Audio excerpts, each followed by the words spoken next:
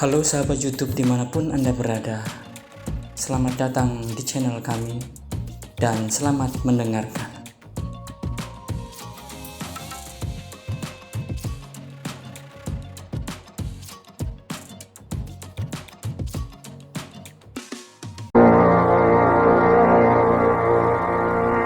PT KB Pharma bekerja sama dengan radio kesayangan Anda mempersembahkan Sandiwara Radio Saur Sepuh, disajikan oleh Procold, obat flu yang dulu dibeli dengan resep dokter, sekarang dapat dibeli bebas di mana-mana, dan Kalpanax, obat penyakit kulit yang ampuh khasiatnya. Diproduksi oleh Haravana Record. Naskah karya Niki Kosasi.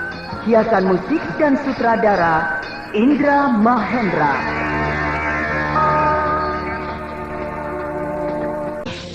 Keparat. Ternyata kau bukan pura-pura tidak bisa silat, tapi memang permainan silatmu seperti itu. Lambat dan kaku. Jurus-jurus aneh yang bisa mengalahkan aku. Kabarnya kau juga punya ilmu kadikjayaan? Iya, punya. Ayo keluarkan. Baik. Tahanlah ilmu karang hitam. Ilmu kadikjayaan andalan perguruan Gagak Biru.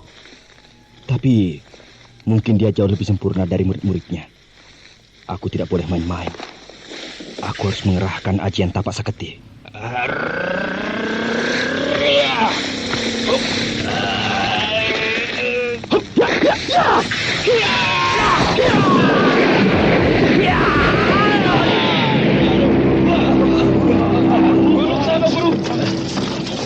Raden Bentar menang lagi. Ya, aduh, si Lambatan terpental, berguling-guling di tanah. Mulutnya berdarah. Berdarah mulutnya. Jago benar kau anak muda. Kau bisa mengalahkan ilmu karang hitam. Ilmu kadikjayaanmu tinggi.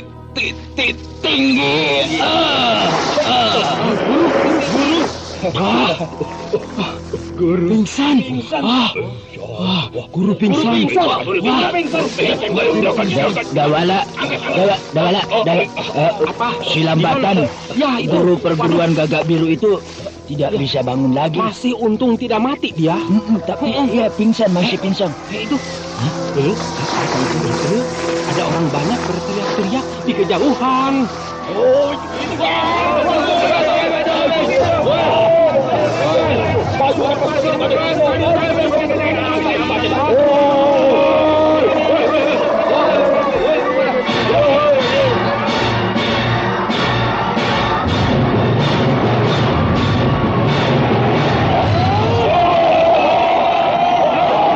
Semuanya diam di tempat.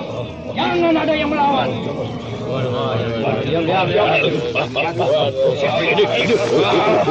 Hai, Ulu Balang, apa-apaan ini?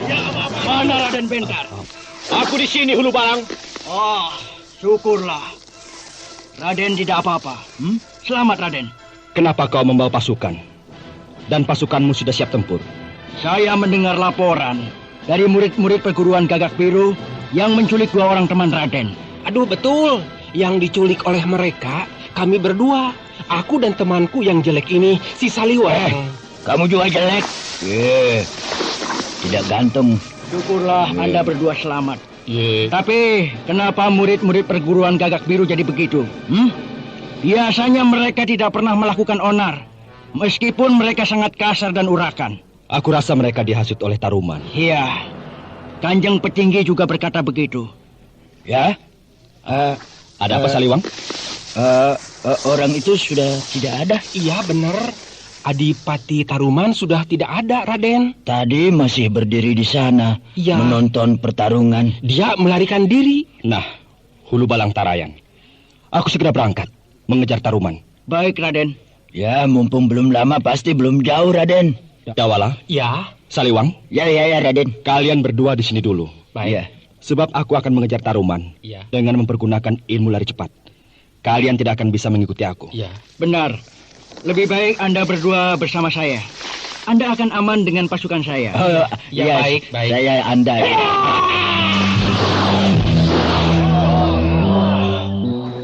Ilmu meringankan tubuhnya sempurna sekali. Iya. Hanya sekali genjot, Raden Bentar berkelebat sangat cepat dan hilang dari pandangan. Pokoknya Raden Bentar hebat. Kelihatannya sangat halus dan lembut seperti perempuan. Padahal dikjaya. Iya. Iya.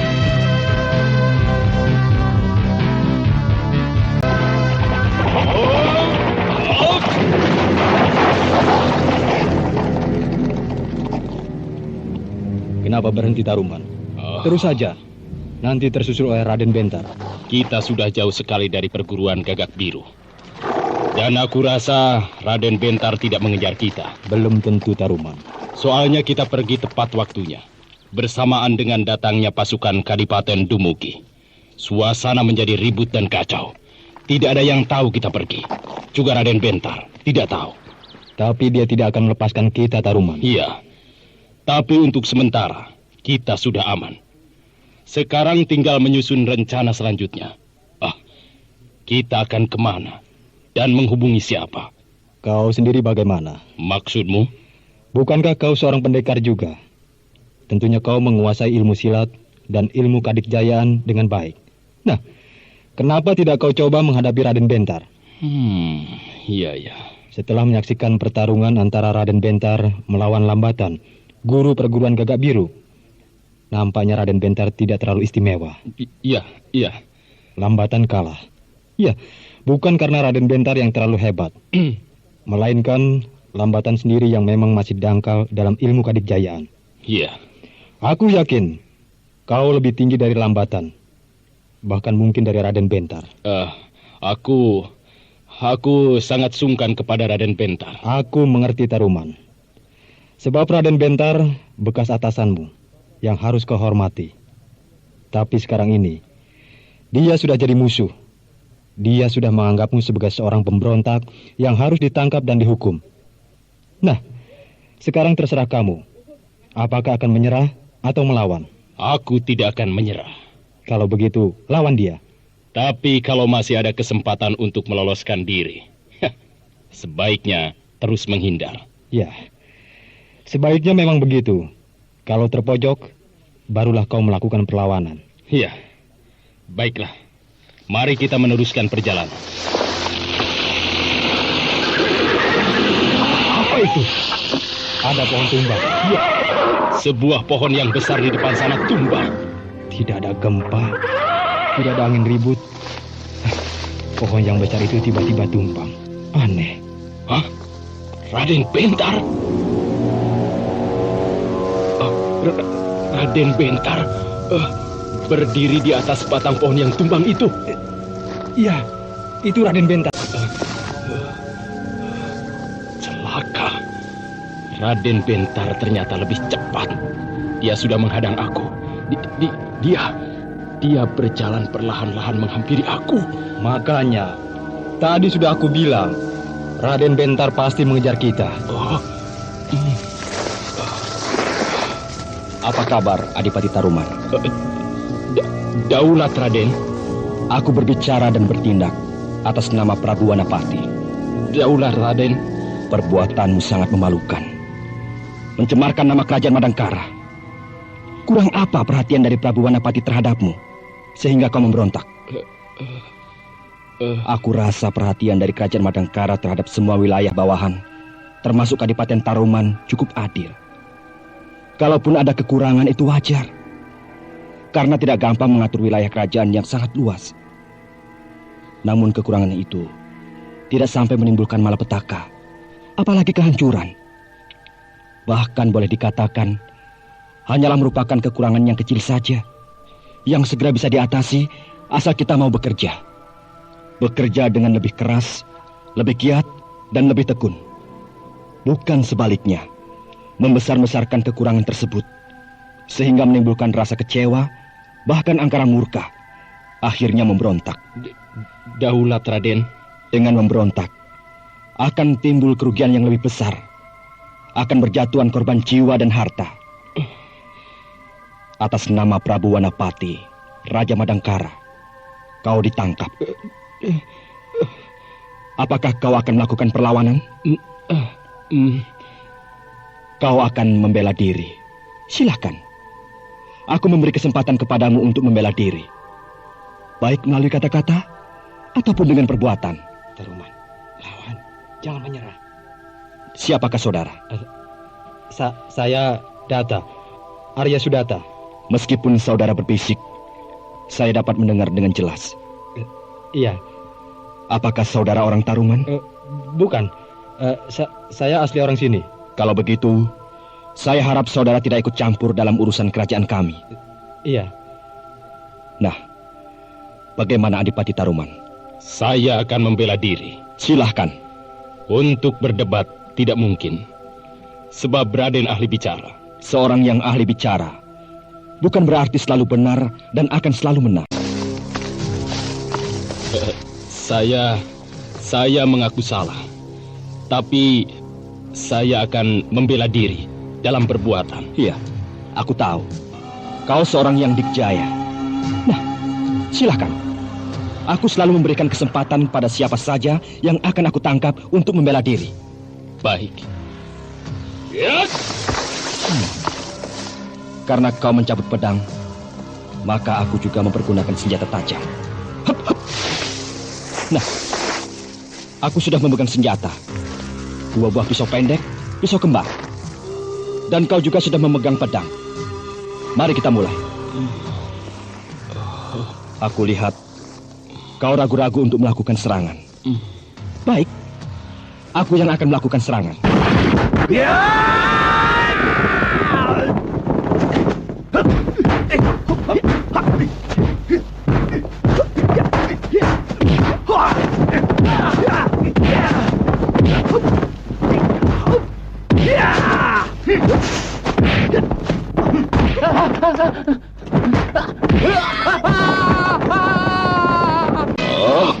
Berdebah. Heran. Jurus apa yang digunakan oleh Raden Bentar itu? Permainan pisaunya ngambang, sederhana, bahkan dangkal, dan masih mentah. Tapi sulit sekali ditembus. Seharusnya dalam 30 jurus dia sudah roboh. Tapi tidak. Bahkan dia bisa mendesak aku. Heran. Baik. Aku akan mempergunakan jurus peting beliung. Adipati Taruman, kenapa berhenti? Saya akan merubah cara bertarung. Silahkan. Terimalah jurus peting beliung.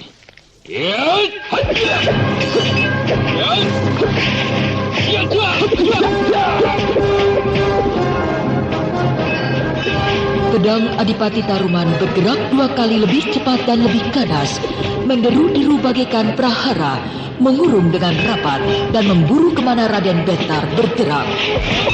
Kalau Adipati Taruman bertarung menjadi lebih cepat, lain halnya dengan Bentar yang tetap bertarung seperti awal mula, lambat dan ngambang. Dia mempergunakan jurus yang itu juga, seolah-olah dia tidak punya lagi jurus yang lainnya. Adipati Taruman yang melihat Bentar permainan silatnya sangat buruk menjadi bernafsu sekali untuk secepatnya merobohkan Bentar. Tetapi Adipati Taruman tidak sadar bahwa itulah keistimewaan Bentar. Sebab Bentar bertarung bukan dengan tenaga, melainkan dengan pikirannya. Pikirannya itulah yang menuntun Bentar di dalam melakukan pertahanan maupun penyerangan, sehingga semua serangan lawan menjadi punah. Bahkan sebaliknya, dia dapat mendesak lawan.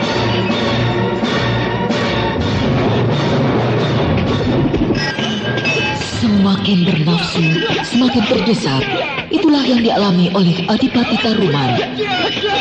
Maka tidak ayal lagi, sebuah serangan balik yang menentukan. Pedang Adipati Taruman terlempar, disusul oleh sebuah tendangan yang telah mengenai perutnya. Adipati Taruman terjungkal dan terbanting ke tanah.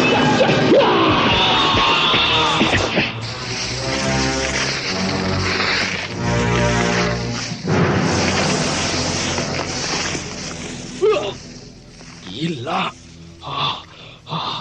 Mestinya dia yang roboh. Tapi sebaliknya, aku yang terjungkal. saatnya aku mempergunakan ilmu kedikjayaan. Adipati Taruman yang terjerembab di tanah cepat bangun kembali dan ia memasang kuda-kuda. Karena menyadari tidak bisa unggul di dalam permainan ilmu silat, maka Adipati Taruman merapal ilmu kadikjayaan. Kedua kakinya ditekuk membentuk siku-siku, kedua tangannya mengambang. Itulah sikap ilmu Jaripati, sebuah ilmu kedikjayaan yang mematikan.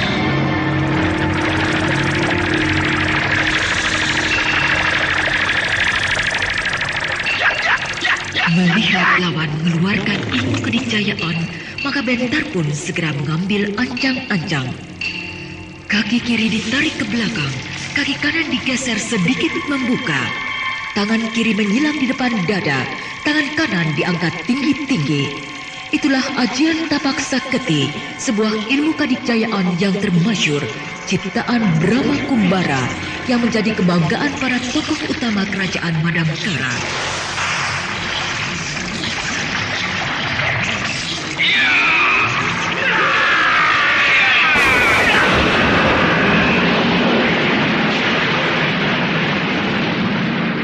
Dengan mengeluarkan teriakan keras, Adipati Taruman menerjang. Bentar dengan sigap menyongsong serangan. Keduanya berbenturan bertabrakan di udara dengan mengeluarkan ledakan yang keras. Bentar menjejakkan kedua kakinya di tanah dengan sangat mantap dan berdiri dengan tegar. Akan tetapi Adipati Taruman nasibnya sangat malang. Tubuhnya berputar 3 kali, lalu melambung, kemudian terbanting ke tanah. Tulang dadanya remuk dan tewas dengan seketika. Dia menerjang dengan gelap mata. Aku tidak bisa menghindari benturan yang mematikan. Baiklah, aku harus kembali ke Kadipaten Dumugi, melaporkan semuanya kepada petinggi Yamuna, sekaligus menjemput Dawala dan Saliwang.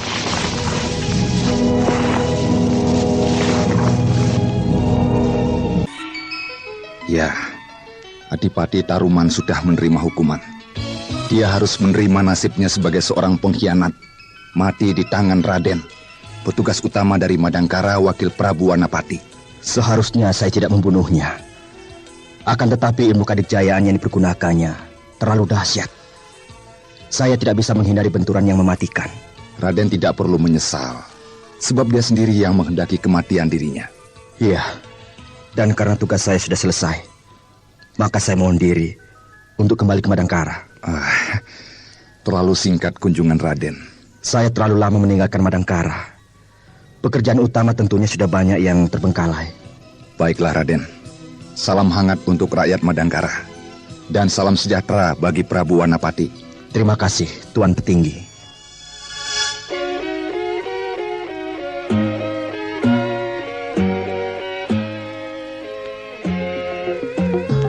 Tuan Hulubalang, saya mohon diri. Mau pulang ke Madangkara. Alah, kenapa terburu-buru? Di sini saja. Nanti saya kenalkan dengan gadis-gadis Dumugi, cantik-cantik dan bahenol. Aduh, malu.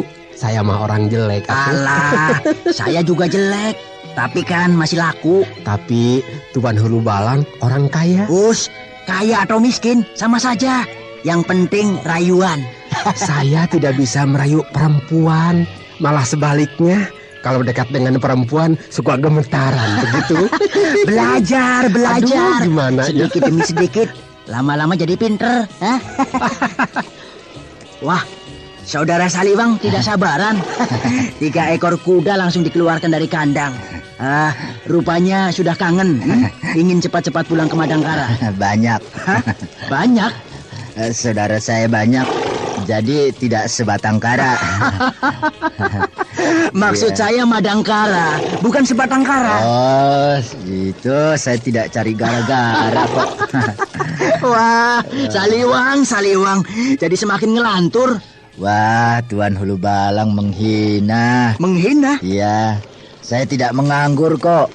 Saya sudah bekerja pada Raden Bentar.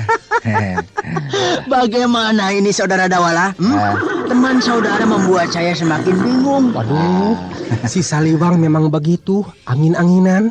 Kalau telinganya sudah bagus, semuanya beres. Iya. Tapi kalau sedang rusak, rusaklah semuanya.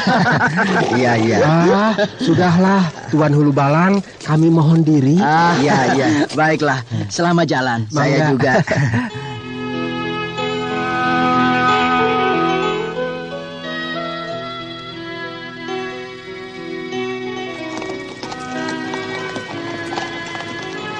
Raden, Ya, bukankah Adipati Taruman berdua? benar. Lalu, bagaimana dengan temannya itu? Orang itu tidak berbahaya. Oh. Dia hanya dibayar dan tidak mungkin akan berani berbuat macam-macam. Oh, Itu lari ya? lari. Ya. Siapa yang lari, Saliwang? Temannya Adipati Taruman itu. Iya. Sewaktu aku bertarung dengan Adipati Taruman, Iya. orang itu sudah melarikan diri. Dasar penakut ya.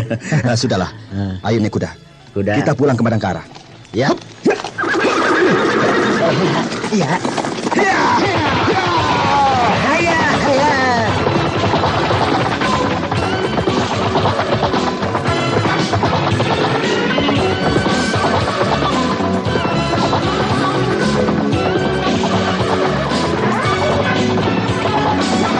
Bentar, Dawala dan Saliwang berpacu menuju ke arah pantai barat, tempat di mana mereka dulu pertama kali mendarat di Pulau Bali.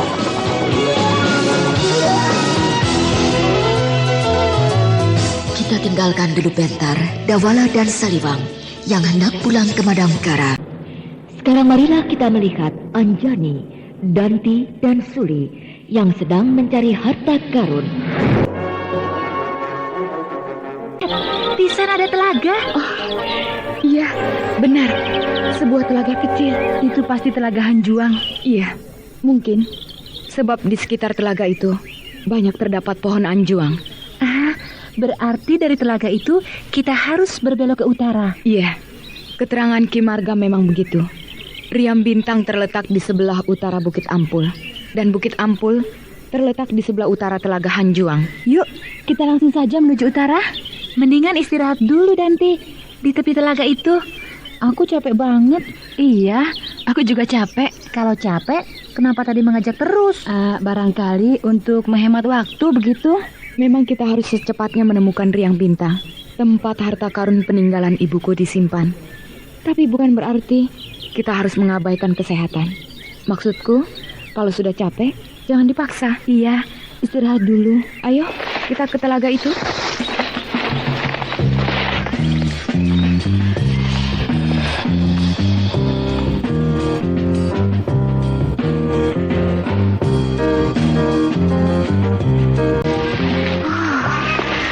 Telaga Hanjuang ini kecil dan airnya tidak terlalu bening, tapi lumayan bersih, bisa untuk mandi Anjani. Yuk, kita mandi yuk. Jangan dulu. Loh, kenapa? Ada beberapa pasang mata sedang memperhatikan kita. Oh iya? Siapa? Beberapa orang laki-laki sedang memperhatikan kita. Di sebelah mana? Di tepi telaga sebelah kiri itu, bersembunyi di balik rimbunan pepohonan. Biar sajalah Anjani. Paling-paling mereka mau mengintip kita mandi. Jangan sembrono, Danti. Kalau mereka orang jahat, bisa membuat kita repot. Biar orang jahat, kalau sudah melihat kita sedang mandi, lututnya kan akan gemetar dan nafasnya akan ngos-ngosan. Baiklah, kalian berdua mandi. Aku tetap di sini, menjaga segala kemungkinan. Iya, ayo Suli, buka baju. Ayo. Kalian ini benar-benar gadis-gadis yang bina. Tidak merasa risih sedikit pun membuka pakaian, padahal dilihat oleh beberapa orang laki-laki. Bukan gadis bina, Anjani, tapi gadis Bukit Lejar. Tepatnya perawan Bukit Lejar. Iya, tidak ada kata risih bagi perawan Bukit Lejar. Aku juga perawan Bukit Lejar, tapi aku punya rasa risih. Belum saja, nanti lama-lama akan terbiasa ya. Ayo. Terjun.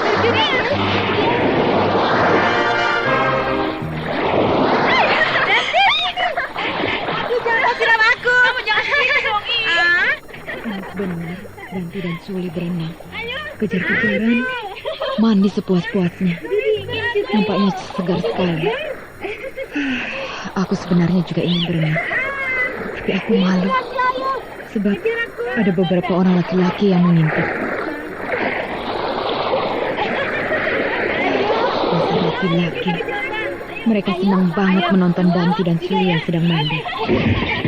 Mata mereka tidak berkedip. Dada mereka turun naik. Menandakan nafas mereka memburu-buru.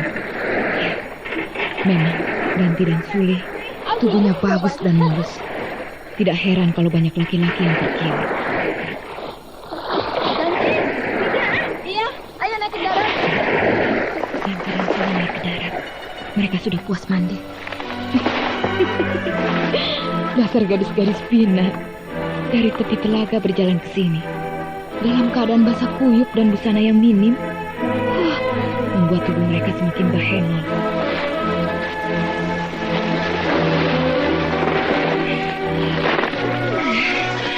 Segar. Puas banget aku mandi. Iya, rasa capek jadi hilang ya. Ayo cepat keringkan badan dan segera ganti pakaian. Iya.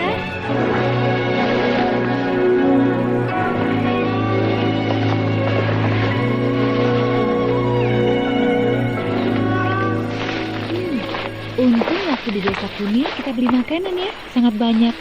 Sehingga masih banyak persediaan. Iya. Anjani, orang-orang yang mengintip kita masih ada? Masih? Gila. Kita sudah selesai mandi, masih saja diintip. Sekarang apanya yang mau diintip? Mengintip kita makan.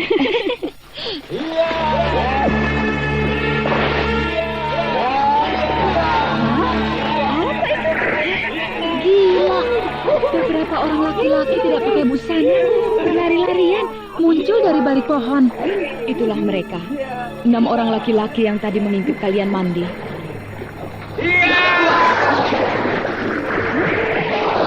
Bunyi telaga. Gila, rupanya mereka mau mandi. Rupanya tadi mereka juga bermaksud akan mandi. Tapi tidak jadi, karena terlebih dulu kalian yang terkena. Sekarang setelah kalian selesai mandi, barulah mereka yang mandi. Mestinya mandi sama-sama. Enak, asik. Otakmu tidak waras, Danti.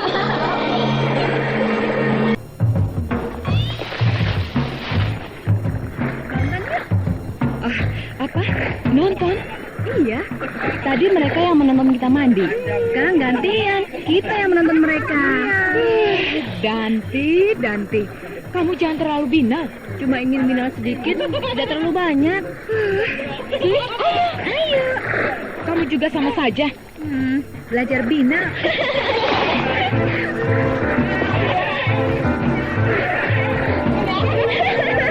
Yang itu perutnya gendut, tidak bisa berenang, hanya utak-utak di pinggir di tempat yang nangka. Jangan pendek itu lucu banget, cara menyelam. Mereka saling dorong, saling piting, dan saling tenggelamkan. Iya, tenggelamkan terus. Iya, terus. Nona, ayo mandi bersama kami. Tidak mau. Tadi kami sudah mandi. Siapa? Mandi lagi. Tidak, kalian saja yang mandi. Alah, jangan begitu. Ayolah. Loh, kok masa?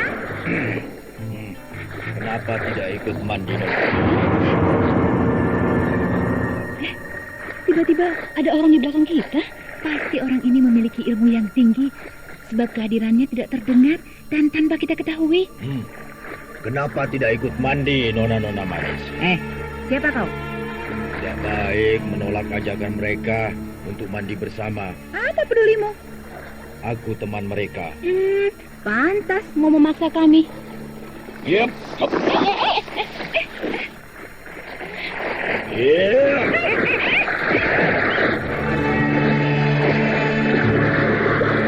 Ayo anak-anak, mainlah dengan 2 ekor ikan belibet.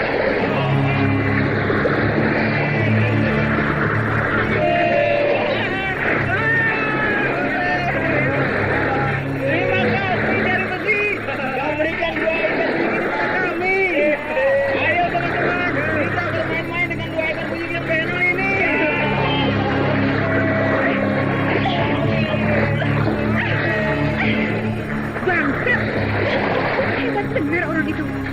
dilemparkan ke telaga. Seperti melemparkan 2 potong kayu kecil yang ringan. Iya, tenaganya hebat sekali. Dan gerakannya sangat cepat. Tiba-tiba saja pinggang kita sudah dicekal, lalu sekaligus dilemparkan. Sudah, jangan ngomel. Ikan hiung Mbak Henol. Kamu sudah terjun ke air. Ayo, kita mandi bersama-sama.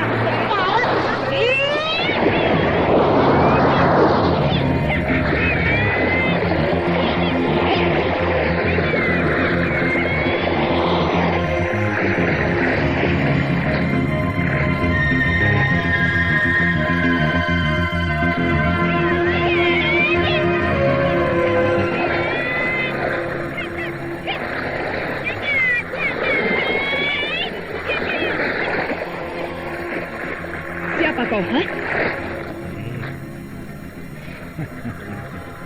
Betapa tingginya ilmu meringankan tubuhmu, Nona. Aku tidak melihat kedatanganmu, juga tidak mendengar langkah kakimu. Siapa kau? Jawab. Aku si Tandur. Orang biasa menyebutku si Jari Besi. Pantas kau punya julukan si Jari Besi. Kau memiliki tenaga yang hebat. Kedua temanku, Danti dan Suli, kau lemparkan sekaligus. Dua-duanya terjun ke telaga.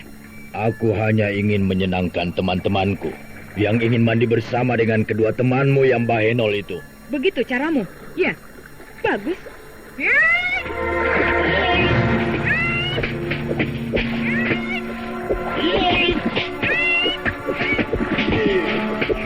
Orang itu bertarung dengan Anjani.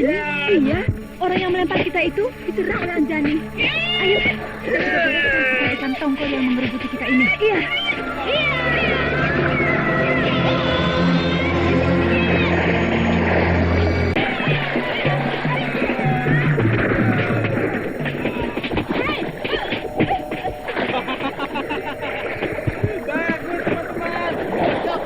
Gadis itu di dalam air. Permainkan mereka sampai puas.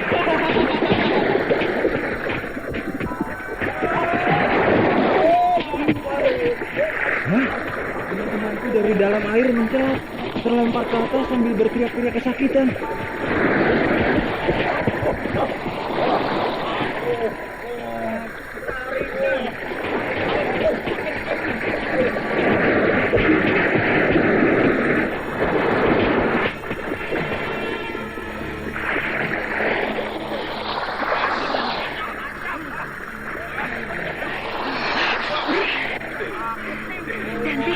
Mereka pintar berenang. Iya, kita kehabisan nafas.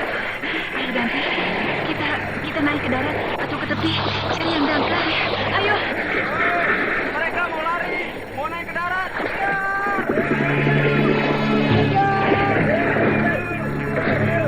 Dante, cabut pedang. Kau mau membunuh mereka? Cuma untuk menakut-nakuti saja. Baik.